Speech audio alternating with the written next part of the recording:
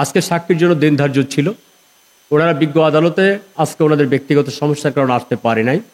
কারণ যিনি আজকে প্রধান সাক্ষী ছিলেন মমতা যারা, একজন সাক্ষী যদি বেঁচে থাকে আদালতে তার না আসার কোনো সুযোগ নেই।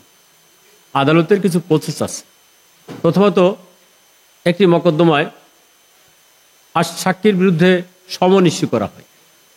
যদি সমন পাওয়ার পরেই ওই সাক্ষী আদালতে না আসে এবং থানা থেকে যদি সমনটা ফেরত আসে যে কী কারণে এই সাক্ষীটা আসে নাই, তখন তার বিরুদ্ধে ওয়ারেন্ট ইস্যু করা হয়। আসিয়া ধর্ষণ ও হত্যা কাণ্ডের এই মামলাটা নিয়ে সারা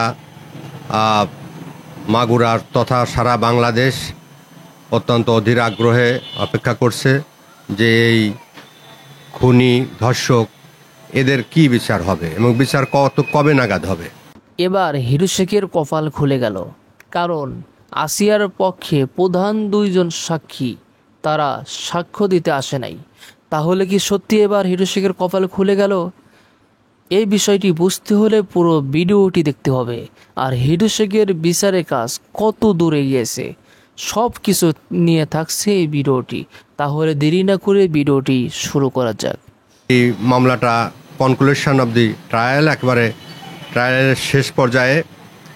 এখন সাক্ষী ডিএনএ টেস্ট যে ডাক্তার সাহেবরা করেছেন, আগামীকাল সেই ডাক্তার সাহেবদের সাক্ষ্য গ্রহণ করা হবে এবং অন্যান্য বিজ্ঞ ম্যাজিস্ট্রেট যার কাছে আসামি দোষ স্বীকারোক্তিমূলক জবানবন্দি দিয়েছে 164, যার যে দিয়েছে হিটু শেখ মূল আসামি, সেই বিজ্ঞ ম্যাজিস্ট্রেট সাহেবও গতকাল উনি বিজ্ঞ আদালতে ওনার সাক্ষ্য দিয়েছেন যে হ্যাঁ, এই আসামি হিটু শেখ তিনি স্বেচ্ছায় তার খাস কামরায় এই তার কি ঘটনা ঘটেছিল সেদিন, কি উনি ঘটাইছিলেন তার সবিস্তার বর্ণনা এই আসামি হিটু শেখ বিজ্ঞ ম্যাজিস্ট্রেটের কাছে প্রকাশ করে এবং বিজ্ঞ ম্যাজিস্ট্রেট সাহেব সেটা রেকর্ড করেন এবং তাই গতকাল ট্রাইব্যুনালে বিজ্ঞ ম্যাজিস্ট্রেট স্যার উনি সেটা বর্ণনা করেছেন। অন্যান্য সাক্ষীরা মোট 37 জন সাক্ষীবাদীসহ প্রায় সমাপ্তির পথে। আশা করছি যে আগামীকাল সাক্ষী ক্লোজ করা হবে। ওই ডাক্তার 3 জন ডাক্তার বাকি আছেন, ওনাদের সাক্ষ্য আগামীকাল হবে মর্মে আমরা জানতে পারছি। আর এই মামলায় আমরা রাষ্ট্রপক্ষ অর্থাৎ এই মামলার প্রসিকিউশন সাইড, আমরা প্রসিকিউশন সাইডে নিহত আসিয়ার পক্ষ হয়ে এই মামলাটা আমরা লড়ছি।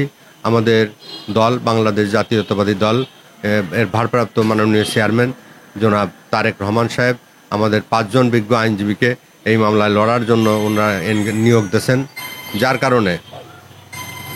কারণে আমরা এই মামলাটা সেইভাবে লড়ে যাচ্ছি। আমরা আশা করছি যে এখানে ভালো রেজাল্ট হবে এবং এখানে ন্যায় বিচার প্রতিষ্ঠিত হবে, আমরা সেটাই প্রত্যাশা করছি। আমরা যাতে অতি সংক্ষেপে এই মামলাটা রায় ঘোষণা হয় সেই ব্যাপারে আমরা বিজ্ঞ পিপি সাহেব আছেন সরকারের পক্ষ থেকে। এই আসিয়া ধর্ষণ এবং হত্যা মামলাটায় সরকারের পক্ষ থেকে একজন বিজ্ঞ আইনজীবী উনি এহসানুল হক সমাজি, উনি মাঝে মধ্যেই আসছেন, মামলার খোঁজ খবর নিচ্ছেন এবং আমরা এই মামলাটা একটা টিম ওয়ার্কের মাধ্যমে আমরা রাষ্ট্রপক্ষকে সহায়তা করছি। আশা করছি যে এই মামলাটার রায় 1 সপ্তাহের মধ্যে এই মামলাটার রায় হয়ে যাবে, রায় চূড়ান্ত পর্যায়ে চলে আসছে এবং এই মামলায় এ পর্যন্ত যে সাক্ষ্য প্রদান করেছে তা মামলার প্রসিকিউশনকে সাপোর্ট করেই সাক্ষ্য প্রমাণ হয়েছে মর্মে আমরা ছিলাম, ট্রায়ালের সময় ছিলাম, সাক্ষীর সময় ছিলাম। আসামি পক্ষের বিজ্ঞ আইনজীবী জেরা করেছেন কিন্তু কোনো মামলার কোনো ফাটল ধরাতে পারছেন বলে আমি একজন আইনজীবী হিসেবে মনে করি না।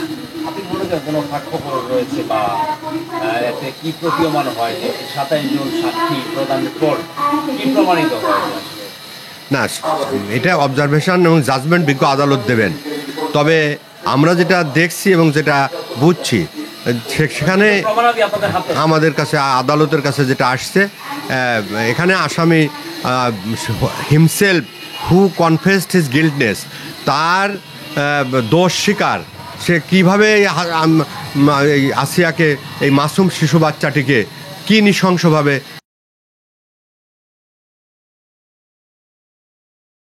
সে নিজেই বিজ্ঞ ম্যাজিস্ট্রেটের কাছে স্বীকার করেছে এবং তার দোষ স্বীকারোক্তি জবানবন্দি গতকালই বিজ্ঞ ম্যাজিস্ট্রেট সেটা বর্ণনা করেছেন এবং মাননীয় আদালত সেটা আমলে নিয়েছেন এবং সেটা নোট করে নিয়েছেন।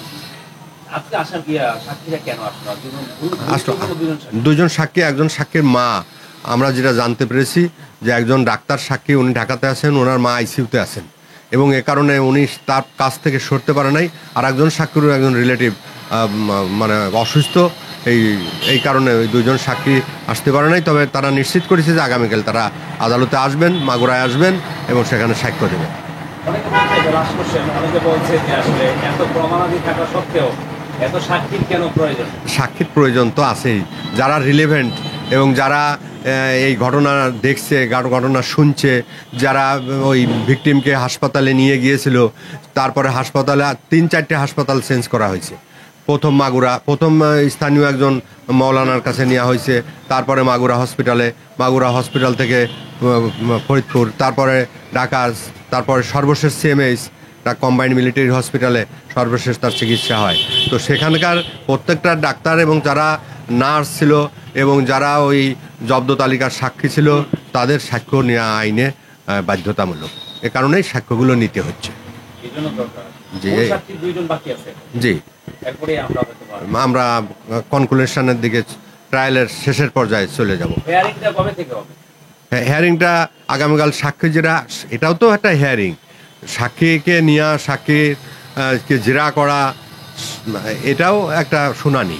তো আর্গুমেন্ট শুনানি যেটা, সেটা ডেট এখনও উনি দেন নাই, আদালত দেন নাই। তবে আশা করছি যে আগামী রবি সোমবার নাগাদ এটা হবে এবং রায় 1-2 দিন পরে হয়ে যাবে। হ্যাঁ, আপিল করার অধিকার তো আছে, আইনে আছে, করতে পারবে। এমনকি তিনি রাষ্ট্রপতির কাছে ক্ষমাও চাইতে পারবেন।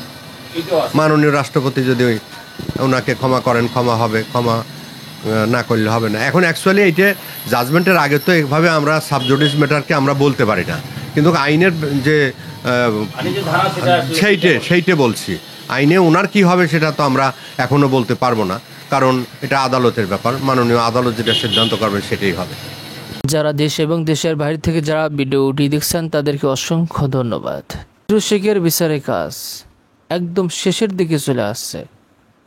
কিছুদিনের মধ্যেই হিটু শেখের বিচারের রায় কিন্তু দেওয়া হবে।